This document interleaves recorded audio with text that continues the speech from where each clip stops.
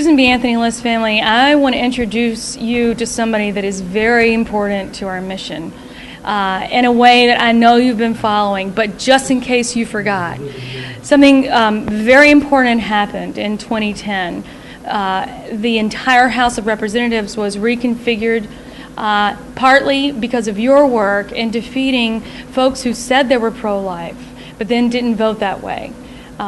And there's one guy that actually made it through that election. We defeated 15 out of 20 of those targets, and one guy who made it through may be good on some things, but he is certainly not good on life.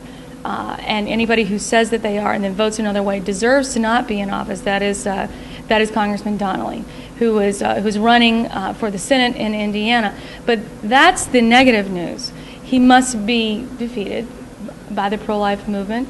Otherwise, we have no muscle. Otherwise, this project doesn't make sense. That's the negative news. That's actually the sad story. The really happy story is that I have really gotten to know Richard Mourdock very well.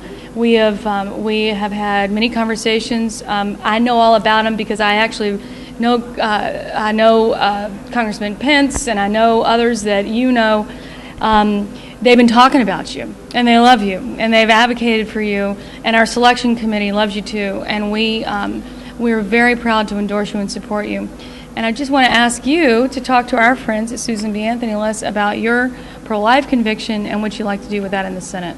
Well, it's certainly a very deep, very long-standing conviction. You know, I began in this business in 1988 when I first ran for Congress, unsuccessfully, I might say. But it was the first time I'd ever been challenged politically to think about the issue, and it took me about 2 seconds to come out on the right side of this. You know, I've come to realize that as a society, forget the politics for a moment, as a society, if we do not honor life, if we do not honor life from conception, I think we are making less of ourselves. We are not giving ourselves the full due honor that we should as individuals, as human beings. And I think if we don't honor life, we are in fact dishonoring God. It's certainly a belief that comes to me very much from my faith, but much more than that now, as I've entered the political realm, it's one that more and more I see as a defining moment, a defining issue between so many candidates, and it's one that I'm proud to stand on the life position. Well, your race in Indiana, I mean, it's one of the most highlighted in the nation. All eyes are looking to Indiana to see what happens there. Tell us a little bit about the race. Well, I'm here today because we won an incredible primary back in May of this year, defeating a 36-year incumbent, Senator Dick Lugar.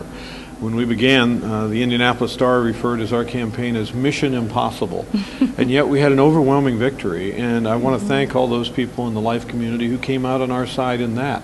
Mr. Lugar had somewhat of a life position, but not nearly strong enough. As we're going forward now, again, this issue has come up, as you mentioned with Congressman Donnelly, one of the Stupac 12, one of those people who said he would never vote for Obamacare, and then at the last minute he caved. But it hasn't just been that instance of several years ago. Even more recently, in the Health and Human Services mandate case, he's refused to take a position. I have to confess I had some fun on the campus of Notre Dame University a few months back, which is one of those universities, one of those Catholic institutions that sued the Health and Human Services Administration on the contraception mandate. I went up there to have a news conference, and I basically started by saying, isn't it peculiar that a kid from Ball State's here to defend Notre Dame when a guy with 2 degrees from Notre Dame won't show up?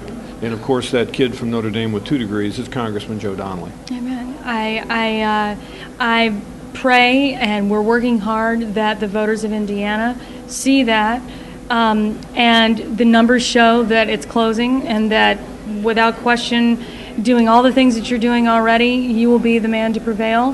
What I love about your race is that it will be a test of the strength of the pro-life movement in many ways, and that is a test we must win without question. So thank you for supporting. Well, thank you. And you know, I don't know the entire country as you do, but I have to tell you, in Indiana, the pro-life movement is a solid movement. It is out there time and time again. The area of the state I come from, southwestern Indiana, is particularly strong. Northern Indiana is particularly strong. We saw their forces on primary day. It was an amazing thing to watch, and they helped us time and time again. And you know, we hope people who are watching this in the remaining days prior to the election check out our pro-life position at richardmourdock.com. We could sure use your help right to the end.